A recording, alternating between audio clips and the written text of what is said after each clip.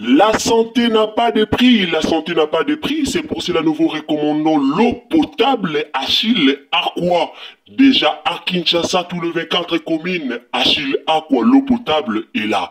Les abonnés de la chaîne YouTube Xile Botelwa, nous vous recommandons l'eau potable Maya Peto, Maya Kimia, Maya Bangelou. Senga Achille Aqua, partout où vous êtes, le numéro est là. Écrivez-nous, appelez-nous, contactez-nous, nous sommes là. Et la livraison à domicile, ça s'est fait avec beaucoup de sécurité. Achille Aqua, Maya Kimia, Yapeto.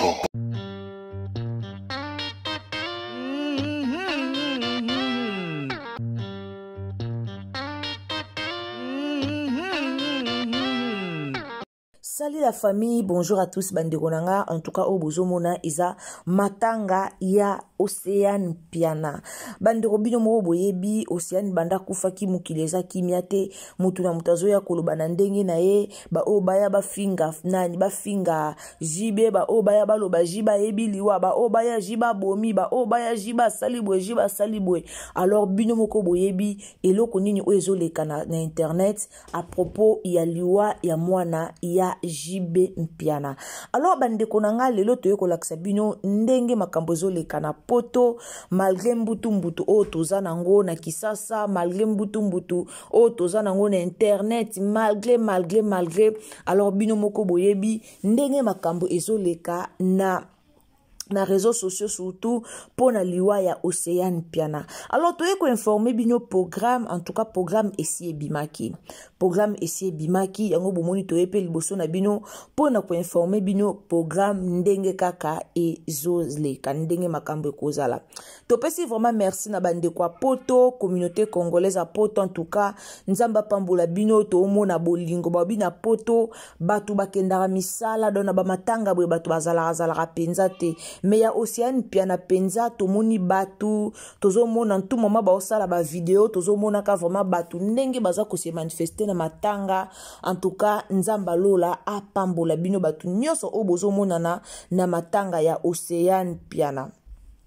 Eza bandeko moko balobi na biso batuni biso pourquoi na kinto moni na nu matanga te, est-ce que JB Mpiana atie matanga na kinto atie matanga te po jusque là na Kisasa to moni matanga te. Bandeko nanga papa ya mwana il faut akende kuna.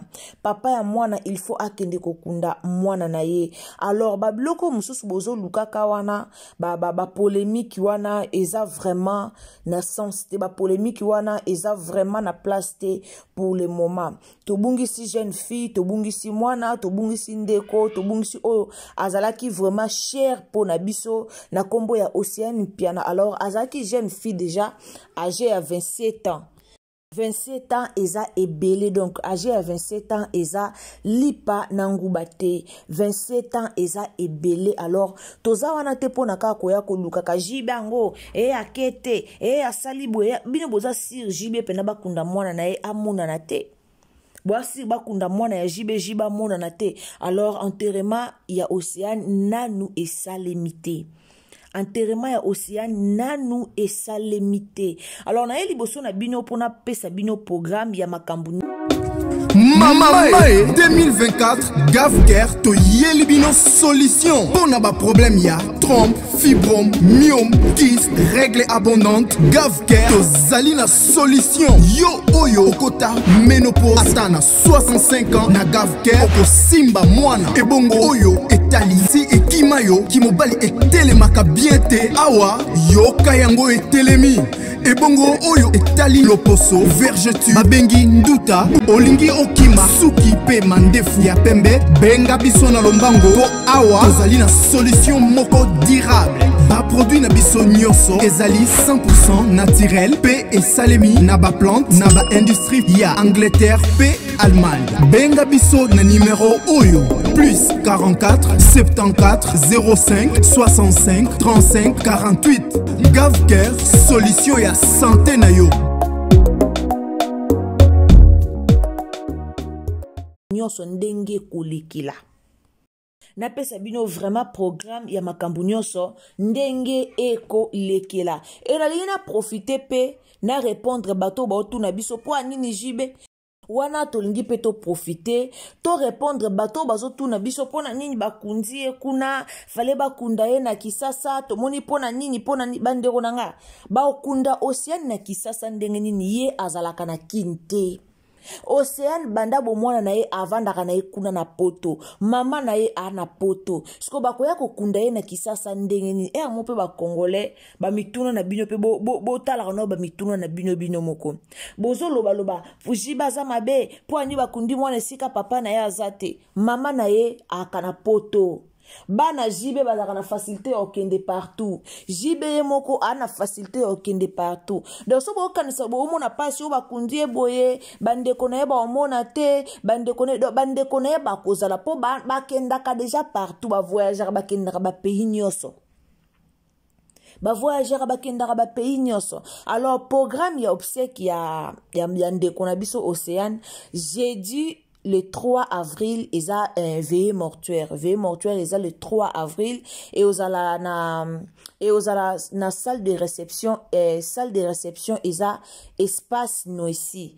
Donc ils a un espace noisy et aux ala wana ce qui noisy, il y a espace noisy et aux ala wana na 14 juillet mairie de la Pointe 93 130 Noisy les secs là, Noisy les secs.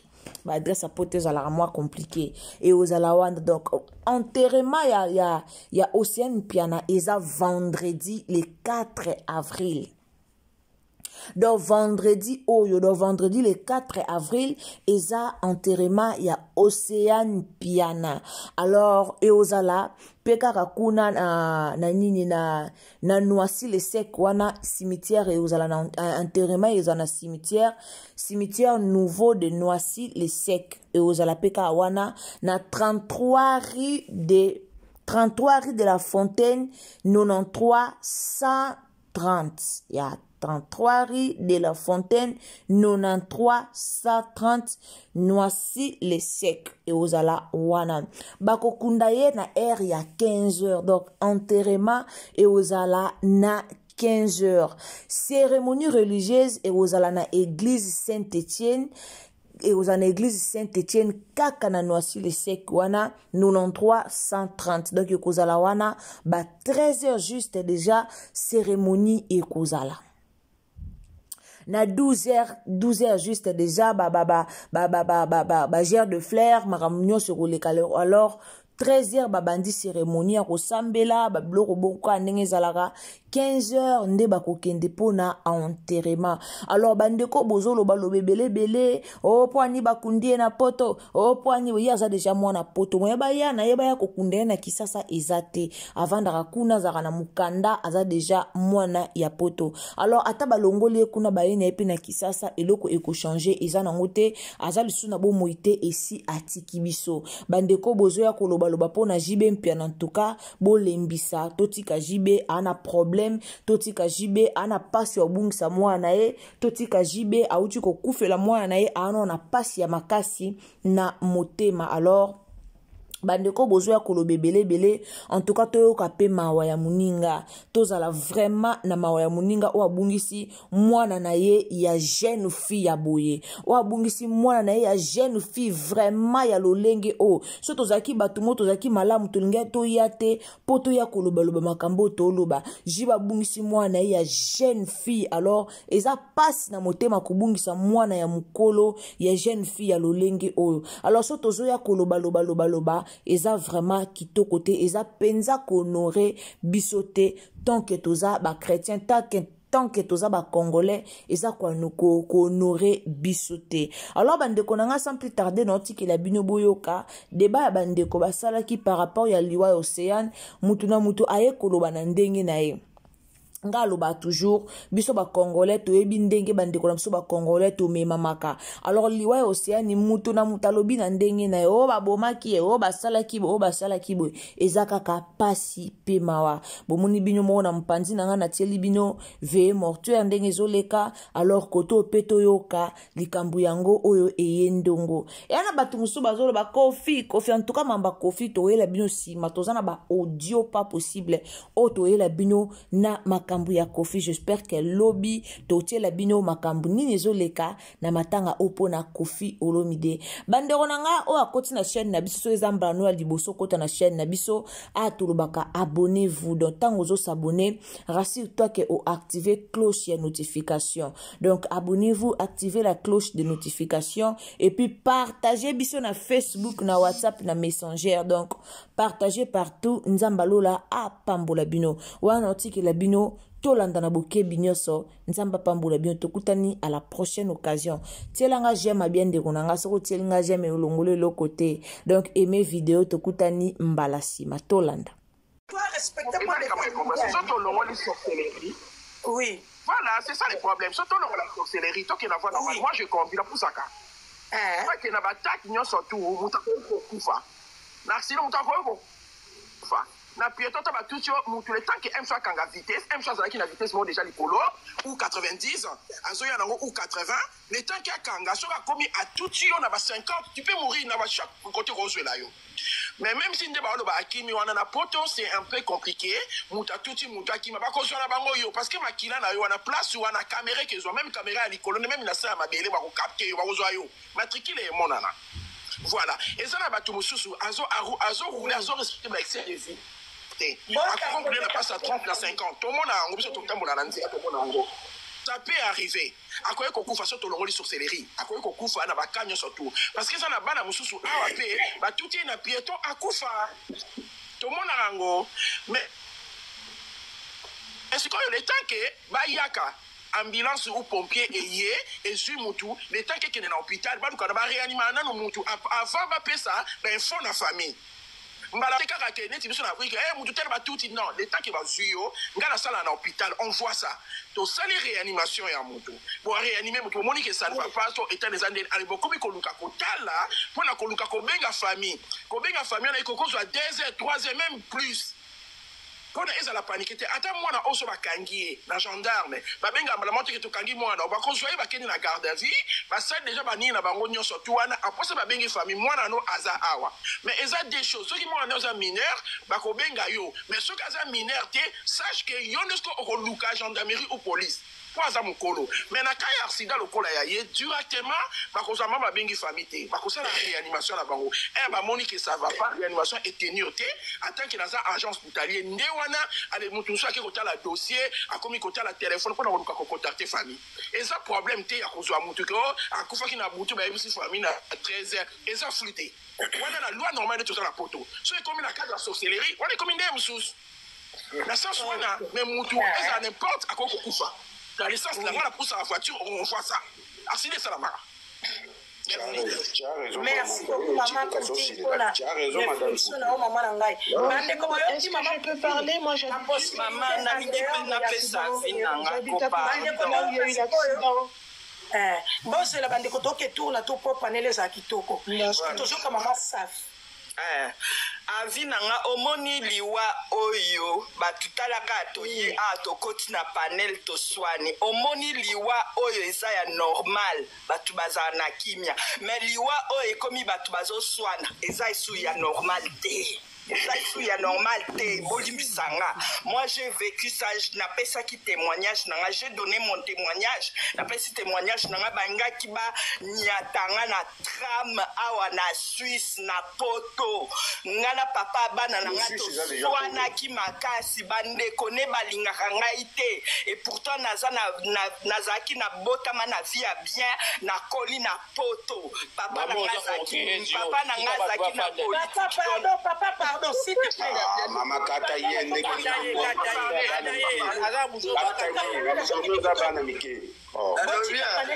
la lobby pardon une minute nana mosala maman Nana Mosala, na lingi kwa intervenir ka une minute s'il vous plaît. Ya pamba. Ok, comme tout na. Oyoki bande konanga na pesi bino mbote. Bisika bozale bino. Mbote papa. Tozolo bela makambo ya liwa. Moto oya perdre moto azana sensation mosusu ke bilobela oyo tozolo bana panel. S'il vous plaît. Toi va bon tout ça. Papa, écoute-moi bien.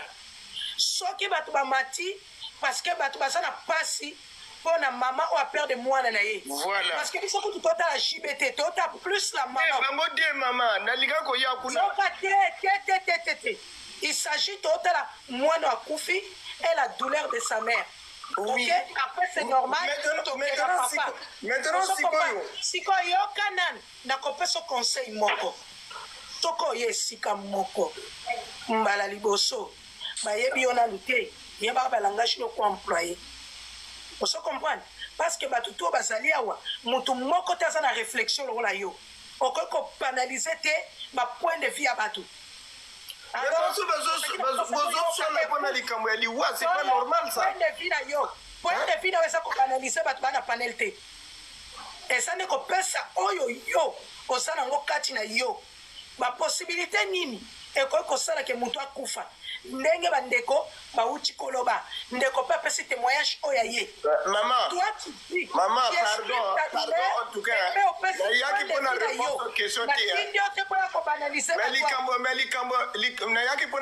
aux questions mais ce qui me fait mal non bah tu vas soit la pour et puis maman va perdre wana est-ce que vous voyez comment ils souffrir par rapport à ma camozolo ba oyezanga est-ce que je peux parler? J'habite juste à côté de là où il y a eu l'accident en fait. Qui veut parler?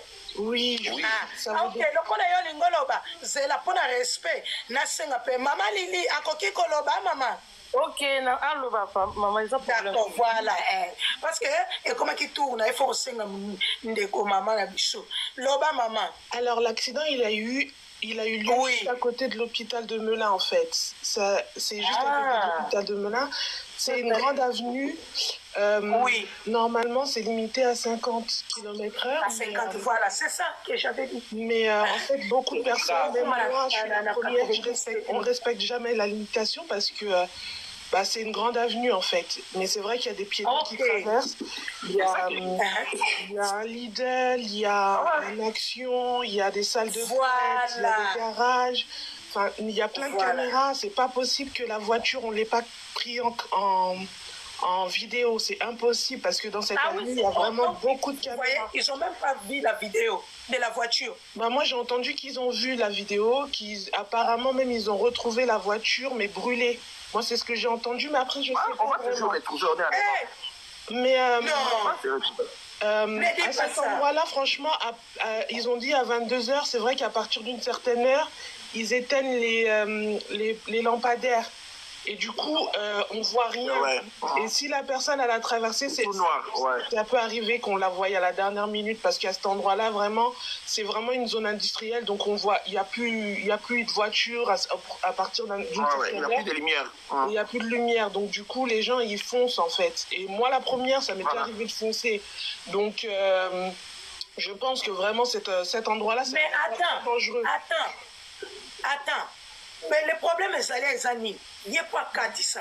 Et ça va dire piéton, non? Oui, en fait, c'est un... Il y a la lumière, non? Il n'y a pas du piéton, je pense que oui, la nuit, il faut que j'aille regarder s'il y a la lumière. Au niveau du passage piéton, normalement, ils doivent laisser les lumières allumées au niveau du passage piéton, ça c'est normal. Voilà, c'est ça. Mais moi, je ne comprends pas qu'elles étaient piétonnes parce qu'à cet endroit-là, les gens qui viennent faire du sport à cet endroit-là, c'est des gens qui sont véhiculés parce que c'est vraiment isolé dans une zone industrielle. Donc elle rentrait à pied, je ne comprends pas. Elle, comment elle marche comme ça? Voilà, moi je ne comprends pas ce qu'elle faisait à pied à 22h à cet endroit-là. 22h, c'est déjà tardif. Hein? Voilà. En plus, c'est noir. Et en plus, c'est pour traverser, en fait, on traverse le premier, la première voie. Au milieu, il y a des eaux, il y a une espèce de sécurité avec des barrières. On traverse une première voie, il y a une sécurité avec des barrières, et après on traverse la deuxième voie. Je ne sais pas si vous comprenez ce que je veux dire. On ne traverse pas d'un coup. Au milieu, il y a une sécurité. Mais je ne comprends pas si elle a traversé au niveau du passage piéton ou si elle a traversé à un autre niveau. Mais vous savez, ça dépend aussi du conducteur. Il a une conducteur, des fois, s'il vient vite, là, il peut ramasser. Si le conducteur ne respecte pas la limitation, mais attends, la vitesse maximum dans cet endroit... Si le conducteur, il conduit vite, il peut ramasser. Normalement, c'est 50. La vitesse maximum, c'est combien? Normalement, c'est 50. Voilà. À l'époque, il y a longtemps, 50 c'est beaucoup, hein, mais ils ont baissé à 50 à cet endroit-là. Voilà, normalement, elle ne peut pas mourir. Normalement, non. Mais les gens ne normalement, non. Si on baisse comme ça, peut-être que par rapport aux travaux, ça dépend. Voilà. Ça dépend. Si on baisse par rapport aux travaux qu'il fait, donc voilà, il a d'autres chauffeurs et il ne respecte pas, hein, il conduit comme ça. Hein. Voilà, c'est ça. Et en plus, la nuit, les gens, ils s'en foutent aussi. Hein. Exactement. Exactement. Ah bah oui, c'était juste pour dire qu'il a personne qu'elle rentre à pied chez elle à cet endroit-là. Comment elle peut rentrer à pied chez elle à cet endroit-là? Bon, je sais pas après, ou peut-être qu'elle habitait vraiment pas loin. Mais les habitations, elles sont assez éloignées, c'est un peu isolé vraiment. Parce qu'il y a vraiment que des magasins, il y a Lidl, il y a Action, Garage, il y a H-Market. Vous les filles, là, vous voulez pas rester là. Il a conducteur, si peut-être il habille. Comment? Il a d'autres conducteurs, s'il habille, il conduit parce qu'il y a des salles de fête à côté, donc peut-être qu'il c'était week-end. Hein. Mais à 22h, je trouve ça... Ah ben voilà, c'est week-end, s'il habille, il peut conduire. Non mais attends, la famille. Déjà un endroit là où il y a des salles de fête, les passages piétons, il doit être obligatoirement. Oui, il y a des passages piétons, mais... Voilà, oui. C'est obligé parce que comme il y a des salles de fête, il y a des enfants aussi. Oui. Forcément, dans ces endroits-là, les enfants... Mais les salles de fête, en fait, il y a les parkings devant. Vous savez, il y a des gens qui peuvent traverser. En fait, il y a les parkings à l'intérieur, donc il n'y a pas besoin de traverser normalement. Quand on sort de la salle de fête, on monte dans sa voiture. Bon, après, c'est vrai qu'il y a des piétons aussi. Il a des autres conducteurs. À cet endroit-là, c'est très dangereux. On voit les piétons. Parce que moi, je conduis et quand c'est la nuit, vers 3h, 4h, je sais qu'ils éteignent les lumières.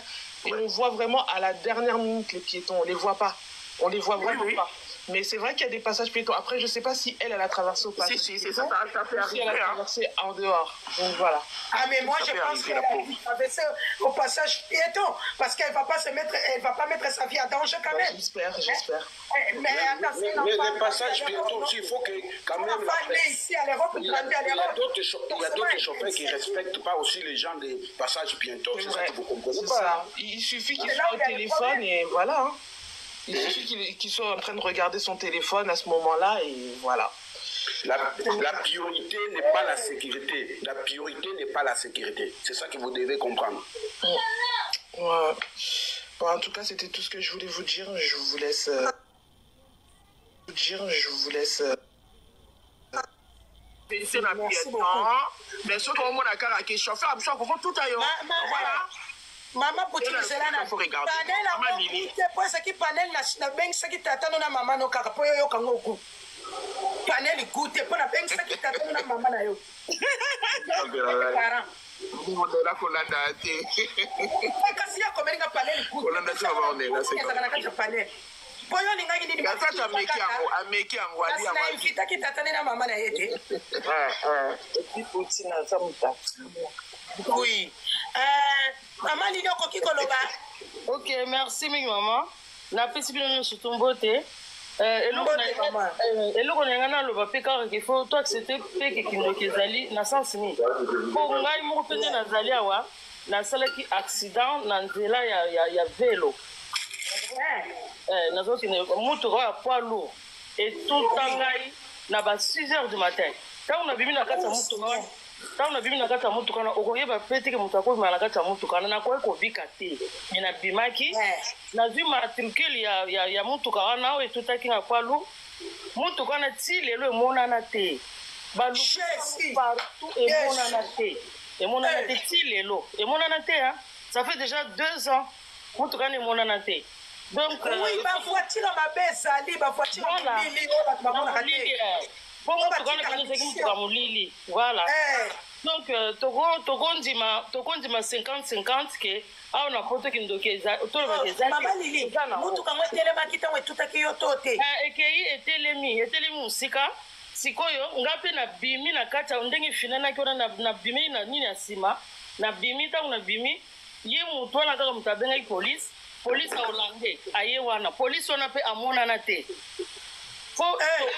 polise wana mpe amonana te batali na baalemand batali na kati ya nini nyonso ntango na ye na matricule napesi na baalemand baluki bamona motuka wana te bamona mpe polise oyo ayaka mokolo wana te donc bamonda ténèbre eyaka mpe esali mpe mosala nango après ezongi il faut motoaka mosu to bateke bamindele kindoki eza na poto te eza nango omoni eza nango eloko na yenga nalobaka yango wana toa na pasi mwana moke boye 25 akufi ezosala vraimen pasi makasi nzambe mwana kitoko eloko na yenga naloba yango wana me naza na ngai naolandaka live. Merci beaucoup maman Eli pour la témoignage na yo pour la point de vue na ope merci beaucoup maman na ngai pour apporter un plus chiko toke na ndeko na biso nani papa na biso moto saki koloba nani soki papa dier loba bandeko le prochain papa na biso sana sœur maman Poutine loba est-ce que boso kanga Dielto. Papa soki dielto soki dielto. Dielto c'est kazaki. Micro, ta usa kangi micro. Akangi micro. Asa kangi micro so yokati. Oh. Toke na suivant. Papa na biso Anthony loba. Ndeko Anthony fungula micro.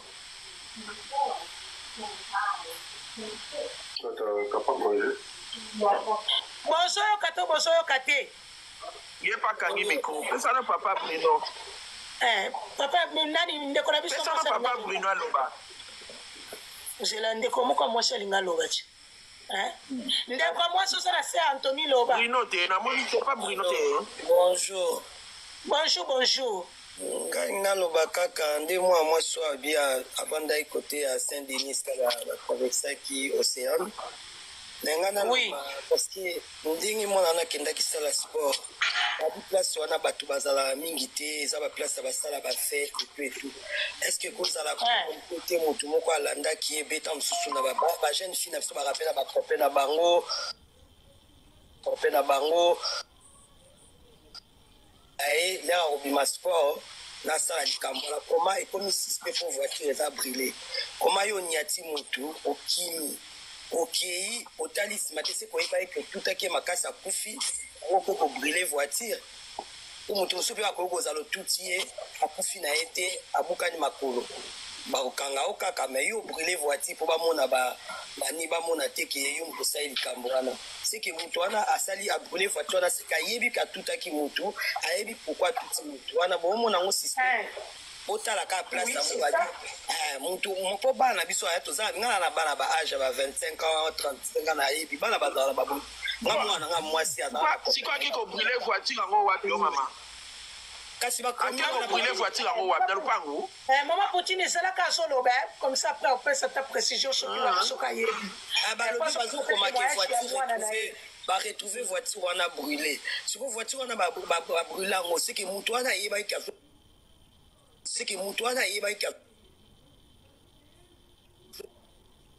baya koretrouve voiture alors bata mosusu nayebaki te nga naokaki neti bakasi na tutu me ya lokola mwasi oyo atutaki jeune homme na Paris abi akanisaki nyama est-ce que abrûlaki voiture na ye est-ce que abombaki voiture te bakendaki koretrouve quand même parce que tozala na bacaméra partout na nzela emonaka baretrouve voiture wana brûlé soi disant nde baoloba soki sikoyo eza bongo soki eza voiture yango ekozala eza efe boyoka kaka ke kozala ta mosusu eza moto atuti ayebi ke mwana nakenda salle de sport esika wana na esika wana bato bazalaka te akosala kaka soki amoni ye vitesse mbala moko na limine ye c'est comme ça nga moni eza ndenge wana ntango mosusu bon naoloba te ke nazoloba na ide na ngai ya bino mpe boomonaka nde bato baoloba ngai ide na ngai ntango mosusu namoni eza bongo yango na ngai nalobaka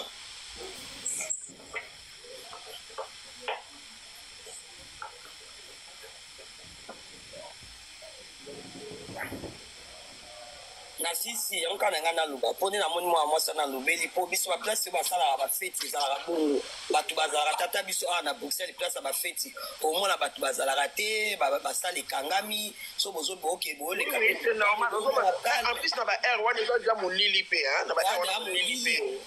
aloba soki otambola mpe kobima place bato bazali me baplace kote mo eza ezalaka bongo na baquartier industriel wana place ya bafeti ezalaka molili moto ayebaki akendaka salle de sport alandaki azozela ye alobi so kaka bimi so na moni ye na bongo salle de sport mpe silaka ba heure nini yango wana nzambe bana bakenda heure moti 2h du matin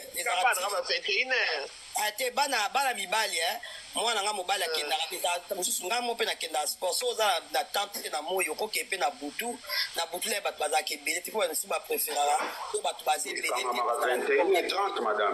salle de sport, on a ça dans la salle de sport quand on a 21h30.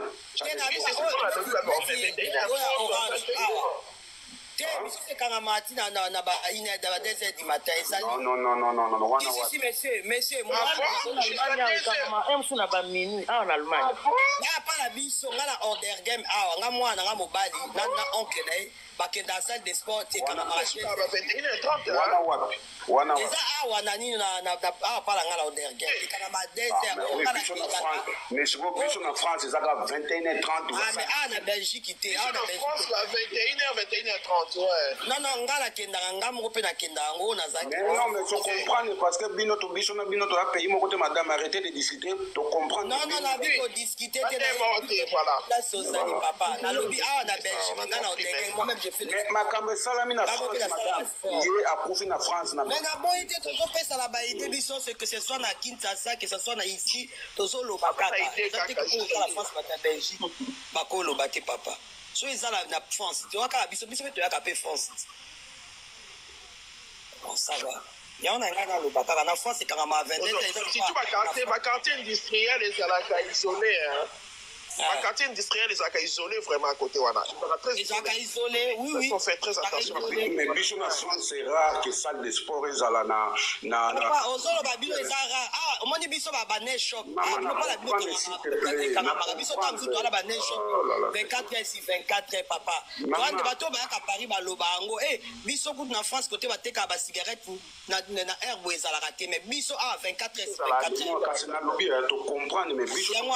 To lo ba na bamonaki na 22h sale nini oyo autaki na 22h mais bakasi olobi basala ekanga ma 22h peut-être asisaki alati na retard abando bima ça peut arriver maman nayebisa biso avant 20 bayebi ke soki bayebisi yo sale eza 21h donc à partir ya 20h yango nalobi na France soki moto ya Belgique aza awa alobela ngai biso awa towana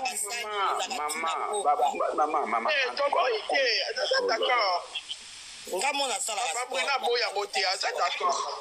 mama nalobi biso d'abord biso na France awa ezaki d'abord ba magasin mosusu ekangama ba 20h 19h ekangami 19h30 tout parce que bayebi ke tant déjà à partir de 20h bato bamelaka alcool trop et que ça la désordre donc comment na ba département mosusu à partir de 19h ba magasin tekama masanga fo kokanga. On est en France, mais ils sont en Belgique, en France, c'est ça que je t'explique, madame. Tenandimi na lobby na pesi siko ba idée la nga la pesi ma ba okanga matin na lobby ke l'air mususu voiture wala loko eza brûlé yo landinga te labi et ko iko sala pe muto ana ayeba ki mwana na obima air boy azela ki c'est ça comment yo boy yango te mais odika mo lobby na boy yango te peut-être pesi biso piste quand même ou peut-être pour ignorer mais problème na biso ezali biso awa bas bando nanga wana totolanda histoire ndenge mambango ezoleka boyebi ka congolais yango tobeta toujours sete na ba congolais totika biloba loba na affaire o totika vraiment papa chéri alela mwana na kimia totika biloba loba po soki babi basenga preuve na ngai na bino toza na preuve te alors totika biloba loba na affaire matanga oyo e oza vraiment malamu te muninga kufeli mwana to banda koya loba ba makambo oyo ezosepelisa ete eza kitoko te. Eza esprit moko ya mabe o déjà bato babanda déjà ko prophétiser sur yango bato babanda déjà ko bimisa ba prophétie sur yango alors ce que olingara papa chéri sungai na mabondeli et ozala mie ke to banda ko bimisa ba mambe belé eza vraiment kitoko te. Alors merci na bandeko bolanda Ursule Botelwa TV en tout cas bo s'abonner bo commenter bo liker bo partager et ozala malamu mingi kandina lo abonnez-vous commentez likez partagez et puis quand vous abonnez activez surtout la cloche des notifications. Tokutani à la prochaine occasion. Ce qui est sous à Zongite. Bisous. Bye. La santé n'a pas de prix, la santé n'a pas de prix, c'est pour cela nous vous recommandons l'eau potable Achille Aqua. Déjà à Kinshasa, tout le 24 communes, Achille Aqua, l'eau potable est là. Les abonnés de la chaîne YouTube Xile Botelwa, nous vous recommandons l'eau potable Maya Peto, Maya Kimia, Maya Bangelou. Senga Achille Aqua, partout où vous êtes, le numéro est là. Écrivez-nous, appelez-nous, contactez-nous. Nous sommes là et la livraison à domicile, ça s'est fait avec beaucoup de sécurité. Achille Aqua, Maya Kimia, Yapeto.